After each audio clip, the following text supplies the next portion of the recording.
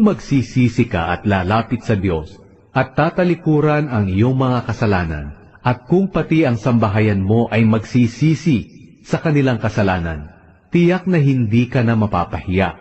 Tatatag ang iyong pamumuhay, at wala ka ng katatakutan. Makakalimutan mo na rin ang iyong paghihirap na parang tubig na umagos lang at nawala. At ang buhay mo'y magiging mas maliwanag pa kaysa sa sikat ng araw sa katanghaliang tapat. At ang dati mong buhay na madilim ay magiging maliwanag na parang umaga. Magpakatatag kayo at magpakatapang. Huwag kayong matatakot sa kanila, dahil ang Panginoon na inyong Diyos ay kasama ninyo. Hindi niya kayo iiwan o pababayaan man. Pangungunahan ka ng Panginoon at sasamahan ka niya. Hindi ka niya iiwan o pababayaan man. Kaya huwag kang matakot, ni panghinaan ng loob.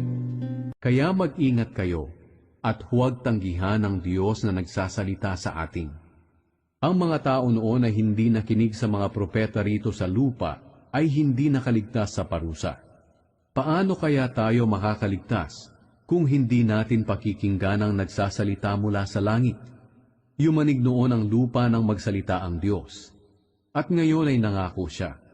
Minsan ko pang yayanigin ang mundo, pati na rin ang langit. Ang katagang minsan pa ay nagpapahiwatig na aalisin ng Diyos ang lahat ng nilikha niya na nayayanig, para manatili ang mga bagay na hindi nayayanig.